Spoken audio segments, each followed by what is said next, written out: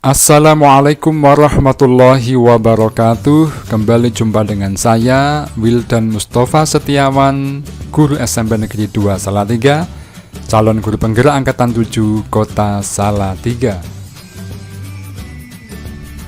Pada kesempatan ini saya akan menyampaikan tentang koneksi antar materi modul 1.4 Budaya Positif.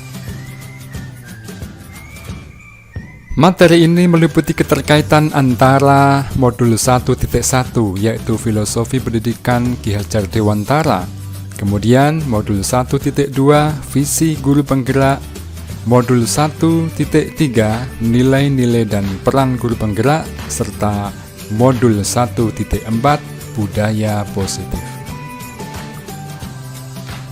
Sedangkan tujuan utama mempelajari materi ini yaitu Filosofi Pendidikan Ki Hajar Dewantara, kemudian nilai-nilai dan peran guru penggerak, kemudian visi guru penggerak, dan budaya positif, diharapkan dapat mencapai profil pelajar Pancasila yang meliputi 6 dimensi.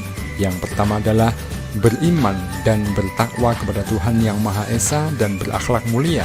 Yang kedua, dimensi mandiri. Yang ketiga, dimensi bernalar kritis. Yang keempat, dimensi kreatif. Yang kelima, dimensi bergotong royong. Dan yang keenam adalah dimensi berkebinekaan global. Kita awali dari filosofi pemikiran Ki Hajar Dewantara yang meliputi 3 hal utama. Yang pertama adalah pendidikan adalah menuntun. Pendidikan bertujuan untuk menuntun segala kodrat yang ada pada anak-anak agar mereka dapat mencapai keselamatan dan kebahagiaan yang setinggi-tingginya. Yang kedua, pendidikan adalah berhamba kepada murid. Pendidikan harus berpihak kepada murid dan sesuai dengan minat serta bakat sang murid. Apa yang menjadi kebutuhan murid harus bisa diakomodasi sang guru sesuai passion murid. Dan yang ketiga, guru ibarat petani. Seorang petani hanya dapat menuntun tumbuhnya padi, tetapi tidak dapat mengubah menjadi jagung. Meskipun pertumbuhan padi dapat diperbaiki, tetapi ia tidak dapat mengganti kodrat irodatnya padi misalnya menjadi jagung. Lantas bagaimana mewujudkan pemikiran besar dari Ki Hajar Dewantara? Setiap guru harus memiliki nilai dan peran sebagaimana diharapkan pada guru penggerak. Nilai-nilai guru penggerak tersebut adalah yang pertama mandiri, yang kedua reflektif, yang ketiga kolaboratif, yang keempat inovatif, dan yang kelima berpihak pada murid. Sedangkan peran guru penggerak yang pertama adalah menjadi pemimpin pembelajaran, yang kedua menggerakkan komunitas praktisi, yang ketiga menjadi coach guru lain, yang keempat mendorong kolaborasi antar guru, dan yang kelima mewujudkan kepemimpinan murid. Alhasil, jika nilai dan peran guru penggerak melekat pada setiap guru, maka penerapan nilai-nilai guru penggerak akan terjadi perubahan dalam pembelajaran, karakter, dan sikap siswa. Perubahan ini akan dirasakan oleh siswa, guru, maupun kepala sekolah meskipun awalnya kurang mendukung. Namun tentu harus kita ketahui bahwa agar dapat mencapai perubahan yang bermakna dan benar-benar dirasakan dampak positif, dibutuhkan rumusan yang jelas kemana arah perubahannya. Rumusan itu disebut dengan visi. Sebagai guru, kita memerlukan visi yang jelas menggambarkan seperti apa layanan dan lingkungan pembelajaran yang perlu kita berikan kepada murid kita. Visi yang mengarah kepada perubahan, baik perubahan di kelas atau perubahan di sekolah. Untuk mencapai perubahan tersebut, guru perlu mengenal pendekatan manajemen perubahan. Manajemen pendekatan perubahan sering disebut sebagai inquiry apresiatif atau IA. Strategi pelaksanaannya adalah dengan BAKJA. BAKJA adalah akronim yang terdiri dari buat pertanyaan, gali mimpi, ambil pelajaran, gambarkan rencana, dan atur eksekusi. Mewujudkan visi melalui strategi Bagja akan memunculkan pembiasaan baik yang disebut dengan budaya positif. Guru harus mampu menciptakan budaya positif di sekolah, menerapkan budaya positif melalui konsep-konsep inti. Yang pertama, disiplin positif.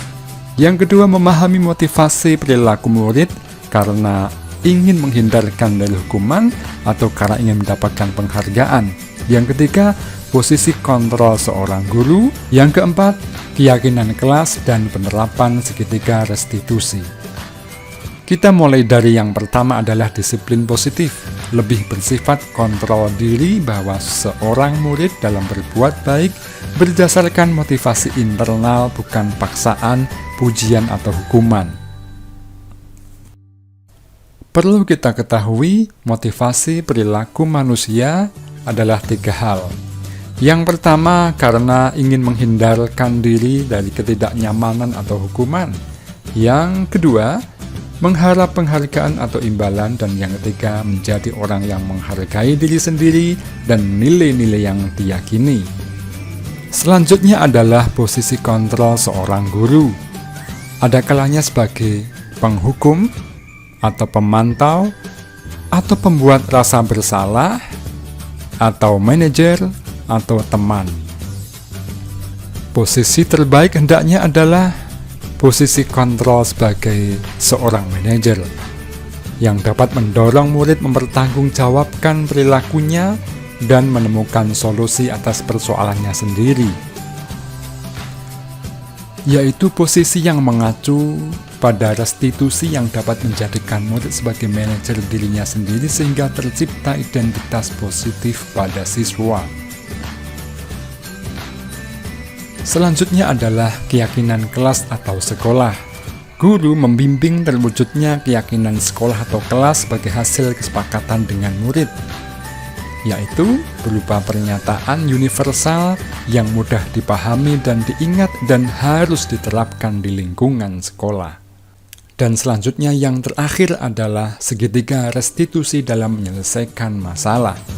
Peran guru sebagai manajer dalam menyelesaikan masalah diupayakan menerapkan segitiga restitusi dengan 3 tahapan, yaitu yang pertama, menstabilkan identitas. Yang kedua, validasi tindakan yang salah. Dan yang ketiga, menanyakan keyakinan. Adapun tujuan diterapkannya segitiga restitusi ketika murid berhadapan dengan suatu permasalahan adalah agar dapat menghasilkan murid yang mandiri dan bertanggung jawab. Bapak Ibu Guru dimanapun berada, demikian pembahasan koneksi antar materi Modul 1.1, Modul 1.2, Modul 1.3, dan Modul 1.4. Semoga bermanfaat. Terima kasih. Wassalamualaikum warahmatullahi wabarakatuh. Salam dan bahagia.